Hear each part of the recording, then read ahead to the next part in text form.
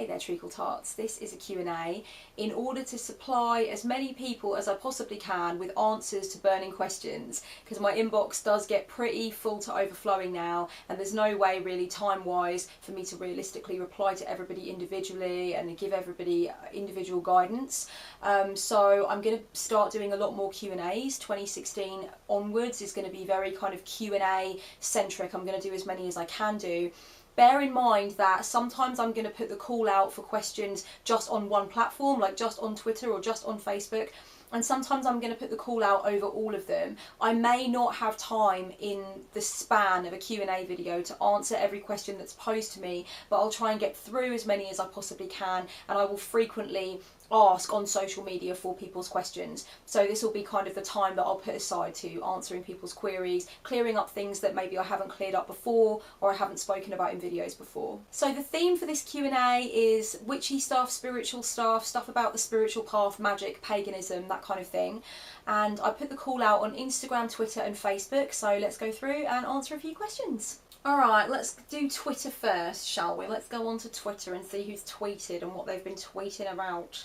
How do you see Goddess? Do you see her as personified / anthropomorphic or as an archetypal energy? Avalon providing us with a very tasty place to start there. Thank you very much, babe. I know I've mentioned this on and off in videos before, but I don't think I've ever really had to distill it in such a kind of a concise way. Just bearing in mind that I don't really enjoy brevity and I prefer to really like hash something like this out, but in the interest of a simplified explanation, I do believe that personified deity is symbolic, and I believe that because of the energy that we've placed into these symbols over time and the incredible imaginative faculties that have like joined together to imagine and reimagine these deities over time, I do believe that they are real. I do believe that they exist.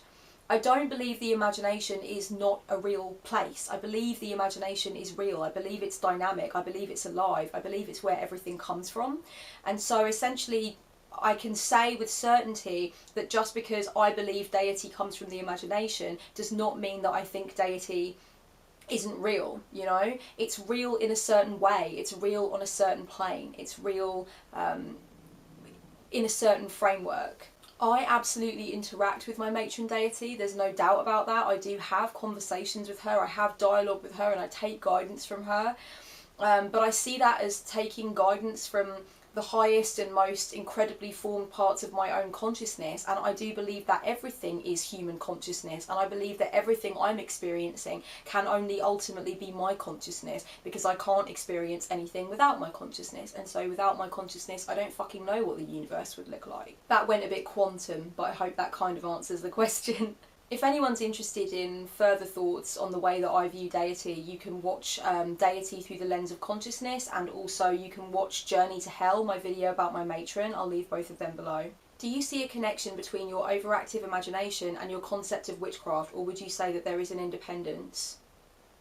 That's a difficult question to ask because I'm not entirely sure what is being asked. I do believe that my imagination is my most potent magical tool, and I believe without my imagination I wouldn't be able to get anything done magically. I do believe I can use my imagination in a lot of ways that are not strictly magical and are not strictly to do with, you know, any kind of magical ambition or magical outcome. But do you see a connection between your overactive imagination and your concept of witchcraft?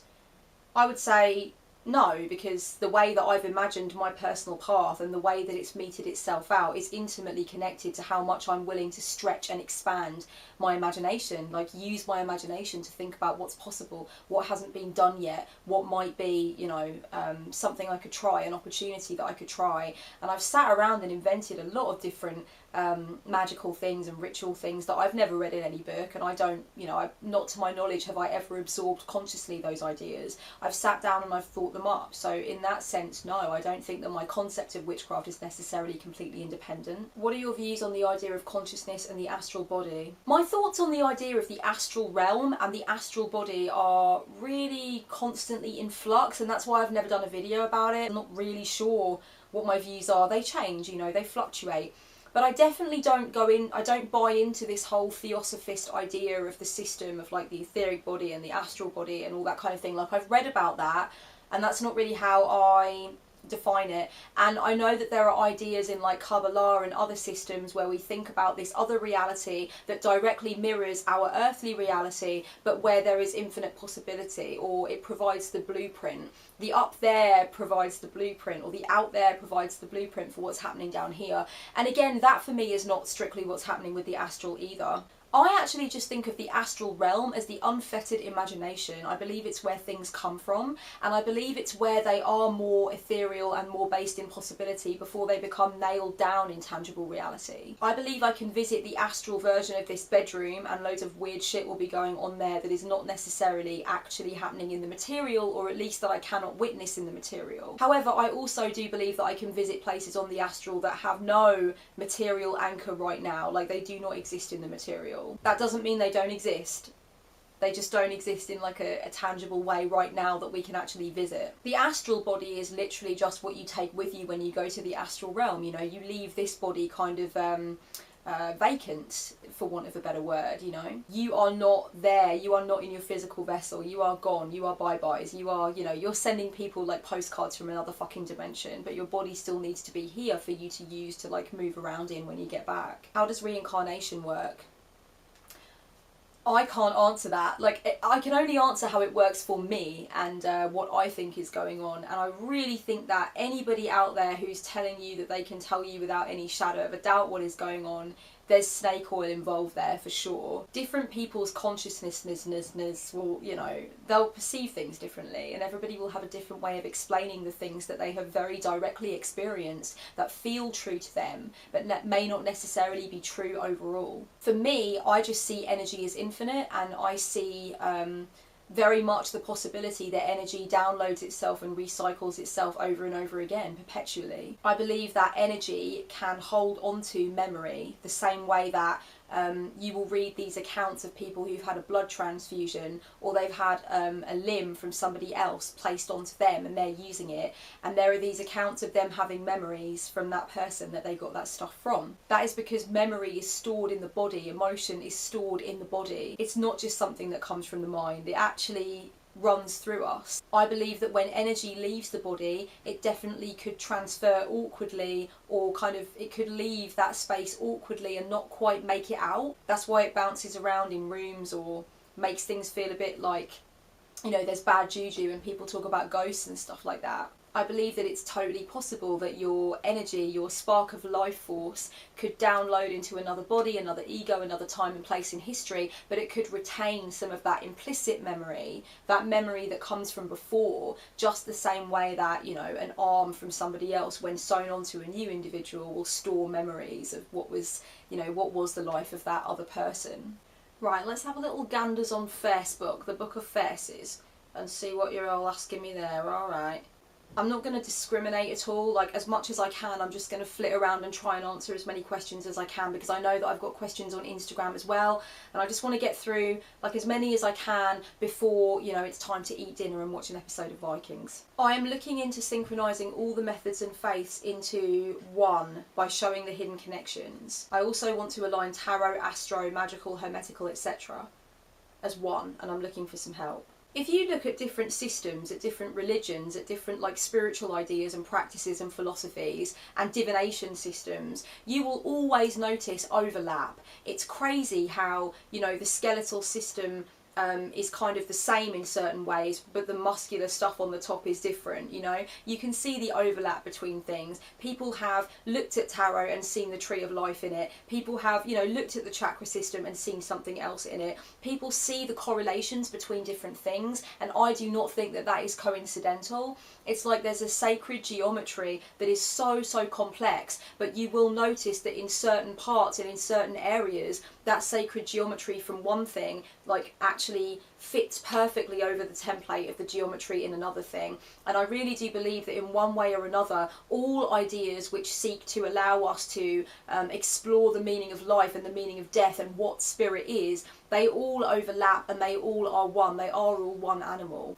I'm kind of getting the sense that what you are looking to do is actually to expose the way in which they are all one and put them all together in a holistic fashion under one umbrella. And I've got to tell you, I'm not sure that the human lifespan is enough time for just one person to do that and to complete the work adequately. I feel like it's definitely the stuff of geniuses and madmen to try though, and I hugely respect you for that. I think that's awesome. I would definitely start by just looking at the different ways in which you can see that certain philosophies and certain systems overlap. For me, I find that really exciting. I love seeing the relationships between different things, and this is something that many people have noticed and observed and written about over time, so it's definitely worth investigating that first.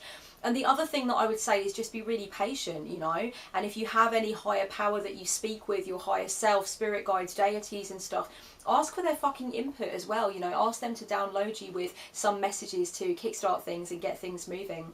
Don't be afraid to use magic to come across your answers as well. I've definitely kickstarted my studies and made some incredible connections in my mind, you know, after using magic to make me more open to those things and help me to see those things. I've been hearing about cord cutting stuff and I've no idea what it is. I just know that it's swirling around for me for a reason.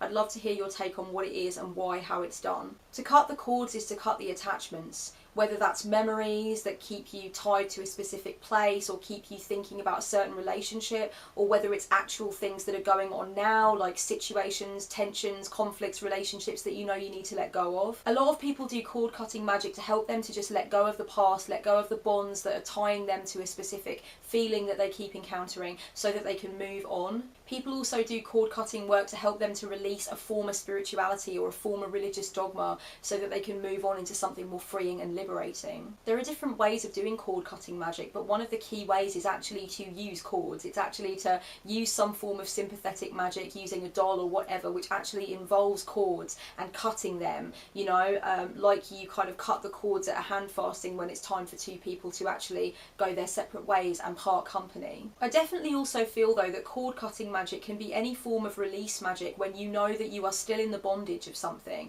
when you are still in the hold of something and you want to release it. And therefore I would say that one of the most enjoyable ways for me to do cord cutting magic is through doing fire magic, through using fire and the cauldron to burn, you know, to burn objects, to burn words, to burn writing that I've done to represent what I want to release. I loved this question when I read it. I thought it was awesome. It says, I'd be curious to hear your thoughts sometime on being a loud and proud chaos witch while studying other traditions. For instance, while training in a fairy or Dianic tradition, is it crass to admit your underpinnings are in chaos magic? Would it sound like you were just using the group and you were not a serious student? My personal feeling with this, and maybe this is just a very purist standpoint, but my feeling is that if you're expressing that your underpinnings are chaos and that you are truly a chaos witch whilst you are studying another tradition, then I feel like you're not truly understanding how deep you need to go into the role of that other tradition. Like, you've got to let that go. You've got to let your intention as a magical maverick who's just holidaying in Dianic Wicca, you've got to let that go. You've got to get it out of your head. For the time that you're studying Dianic Wicca, it's like method acting. You've got to become a Dianic Wiccan. Get as far into it as you can. If you feel yourself even remotely tempted to talk about how the whole reason that you are studying Dianic Wicca is so that you can explore it in terms of chaos magic, then I feel like you're not really delving into it deep enough. You know, you've got to shed, you've got to deconstruct that ego, you've got to give yourself fully and wholly to Dianic Wicca for that time. I think that's one of the things that makes it so ethically interesting, because if you're really fully wholly giving yourself over to it for a set time, then it's not unethical to have gone into it with a different intention, because once you're actually doing it and you're in the throes of it, your only intention is to become it and to learn from it, and that is ethical, that is a pure intention. So it's not like you need to come clean, you know what I mean? Like, it's terrible that you went into this as a KO and you're lying to everybody. I don't think that at all. I don't think it is unethical, because I think if your intention is to learn from it and is to give yourself to it, even if your intention is not to do that forever, your intention is pure in the fact that you're giving yourself with all respect to that tradition for a point in time so that you can learn from it. And there are plenty of people fucking around in all kinds of traditions at the moment that are not truly respectful of them and are not truly giving themselves to them, you know. So if a KO can really do that and mean it and really get with it and learn from it, that is respectful. There's nothing unethical about that, you know. That's my opinion.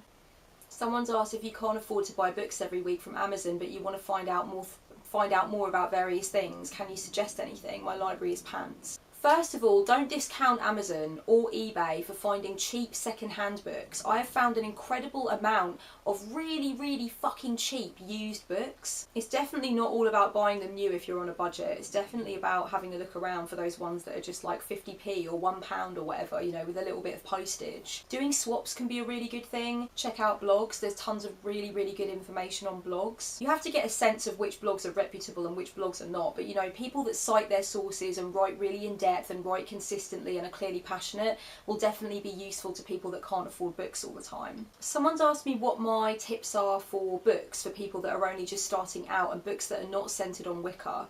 I'm going to be completely honest, when I started out, all of my resources were Wicca-esque in their nature, and I've explained that in previous videos before. So all of the books that I can list that I started out with, which were very inspiring to me at the time and did help me to get a grounding in a lot of things, were Wicca-esque in their nature.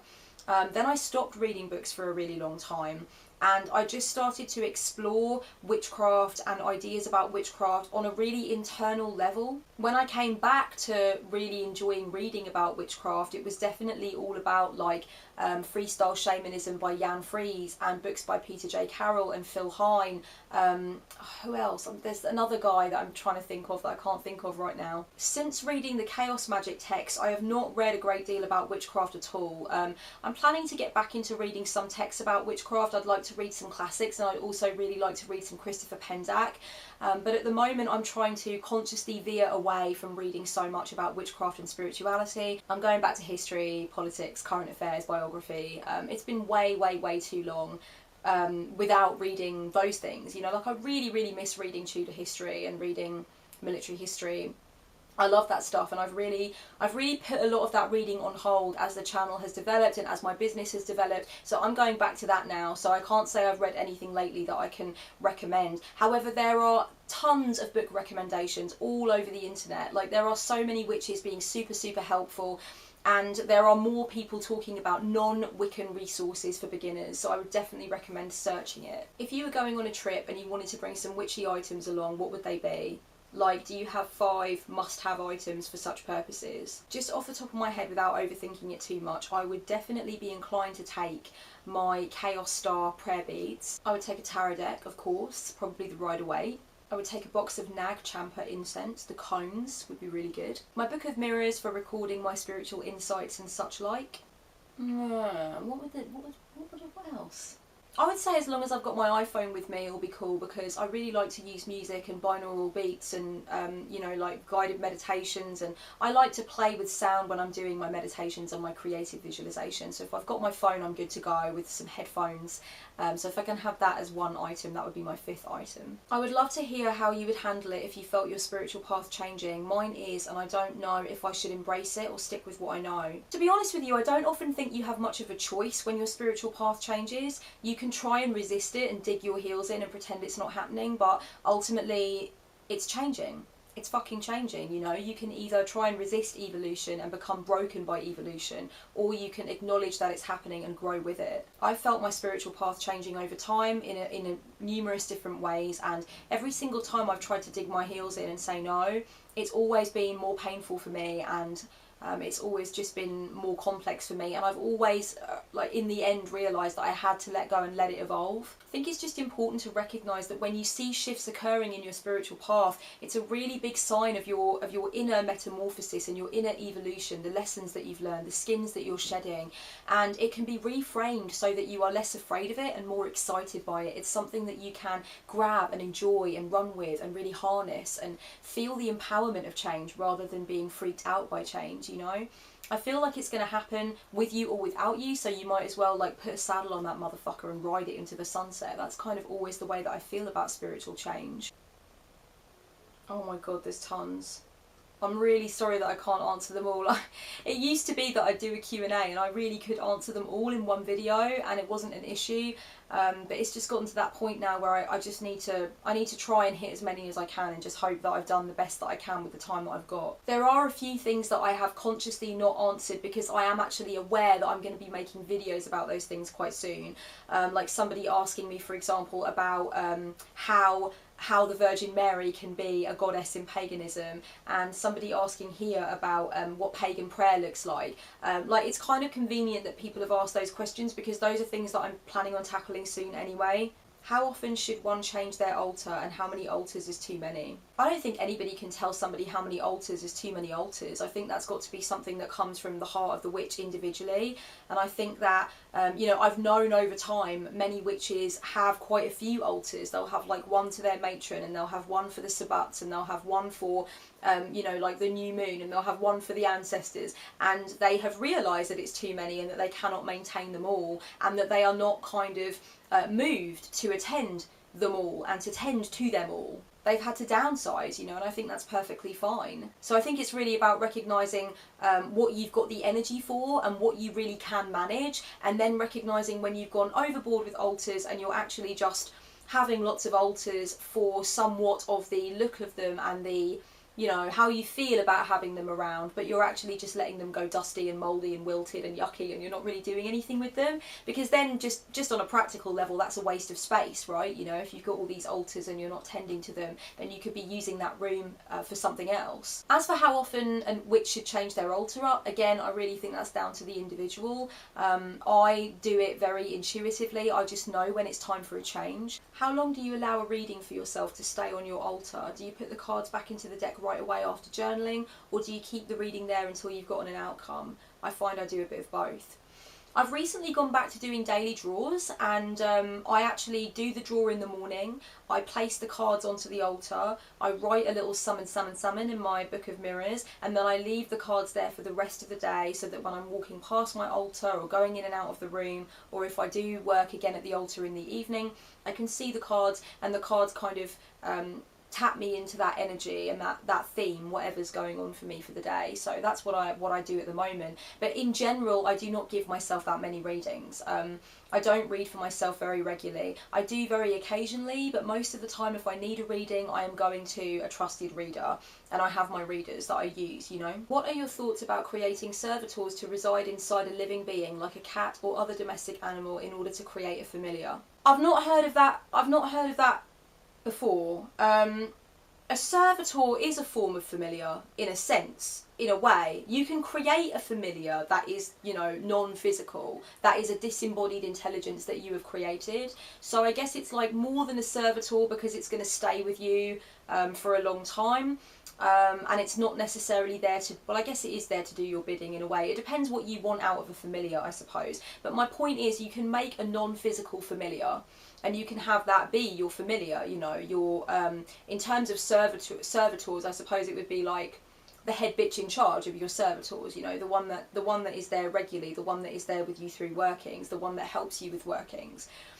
In terms of making a servitor to reside inside a living being, like a cat or another domestic animal, to me that sounds deeply unsavoury and quite frankly unethical. I would never want to do that. I would never want to create any kind of living anything to reside inside a living anything. I'm a vegan. I'm just going to cut to the chase. I'm a fucking vegan, so that kind of stuff doesn't sound like my kind of cup of tea. Do you think atheist magic is possible?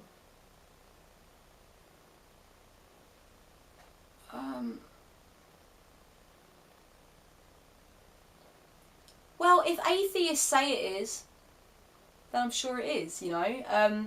The thing is, yeah, magic is not unscientific. Like, I do not see the fact that I'm a witch as being contrary to scientific progress and scientific understanding.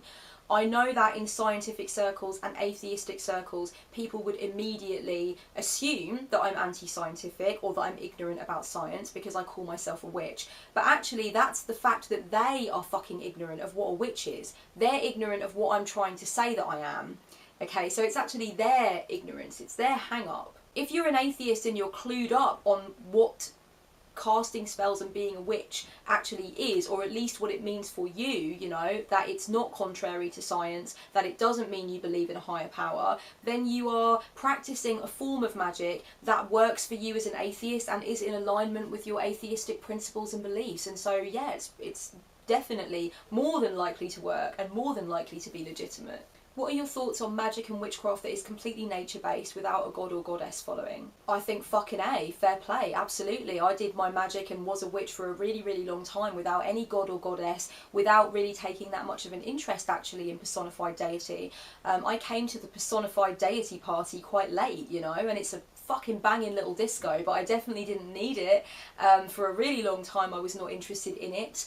It's something that has evolved into my practice as I've evolved into my sense of myself, and now in my practice it makes perfect sense to study the goddesses and revere goddess energy and be fascinated by personified deity and what it can do. But for a really long time that was not my bag, baby, and it made absolutely no discernible difference to the quality of my magic or the quality of my spiritual and transpersonal experiences. And in fact, one of my closest and most dearly held witchy sisters, Joanna Devoe, was just talking about this and just talking about not having a matron deity and believing in nature and not believing in God, in the little chat that I had with her and Molly and Eric, which if you have not seen it over on Eric Silvermoon's channel, I will leave it in the Shabu Farber Day. You need to go over and check it out because it's amazeballs, for real. I had such a fucking good time talking about witchcraft and spiritual shizzle, and just, it was wonderful. Like, they really are three of my favourite witches of all time, seriously. So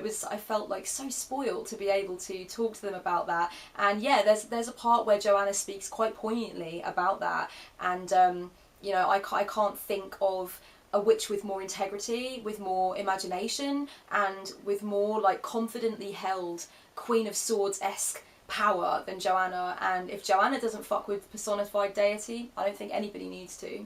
How have you never gotten into astrology?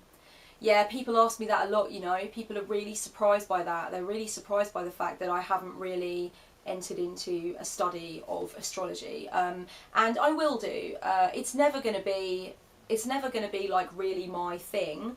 It's never going to be something that I personally want to kind of delve, like go right off the deep end with, kind of thing, but it's definitely something that I want to explore. I want to explore it from a psycho-spiritual perspective, and I've spoken to a few astrologers who have really inspired me and opened me up to the possibility of exploring further. I'm looking at you two, Leah and Nick. And I'm looking at you as well, Angel. Just astrologers that fascinate me and are cool people and have cool ideas. That makes me want to explore astrology more, you know. A few people asking me about Ouija boards. I do not work with them, I've never used them, and I don't intend upon using them. They've never had any thrill to me whatsoever. I've never been excited by them, I've never even been mildly curious about them. That's not because I think that they are an absolute no-go zone and nobody should ever touch them. I really, really believe that one's attitudes and one's fears very much affect the calibre of experience that they're going to have. I think that this is why children speak about experiencing disembodied beings like ghosts and stuff, and they're not necessarily scared of them very often, whereas adults talk about experiences of ghosts and, you know, disembodied beings, disembodied energy, and they very often are extremely fucking scared. I feel that's because of conditioning, and that's because of the beliefs that we hold when we're an adult compared to the natural and organic way that we respond to stuff like that as children. It's the same experience. It's the same experience, it's just two ways of framing that experience. And I think with Ouija boards, that's absolutely what's happening. If you frame the experience with fear, with uncertainty, with feelings that it is a dark practice, that you shouldn't really be doing it, then I reckon you're going to have probably a pretty fucked up time. Whereas if you frame it with like a sense of healthy intrigue and a sense of positive excitement about it, knowing that you need to have everything on lock, you need to be shielded, you need to be protected, but that ultimately you're opening yourself up to an experience and you absolutely choose to open yourself up consciously to that experience, then you're probably going to have a whale of a fucking time and things are going to get real interesting, but not necessarily unhealthy or scary. I really do believe that your perspective does frame a lot of this stuff. Honeys, this has been it for the witchy Q&A for this time around. I'm really sorry if I did not get to answer your particular question. As I'm sure you can imagine, I did need to like scroll through and just try and hit as many people as possible. Thank you so much if you asked me a question, and if you were one of the questions that I didn't get around to, I am really sorry. I will be hosting these more regularly though, so if you did have a question that it was really burning and you wanted me to answer it and I didn't get around to it, please do make sure that you sling it to me next time I ask for questions, because I'm going to be doing this more regularly. I really want to give people who want the chance to ask me questions to have access to me without me being chained to my inbox for like 6 hours, because that's just never going to fly. Like I don't have time to do that as and when ad hoc questions come up, but I really would like to do more Q&As to give people a chance to ask me whatever they want to ask me and get into a dialogue in the comments section. So yeah, hopefully I'll be doing more of, no, I definitely will be doing more of these. That is a promise. I appreciate you for wanting to know anything from me and just for being curious about my insights. It's a massive compliment, and it's just lovely for me to have that, and I hope that I have been helpful. And yeah, until the next Q&A and until the next video, much love darlings, blessed be.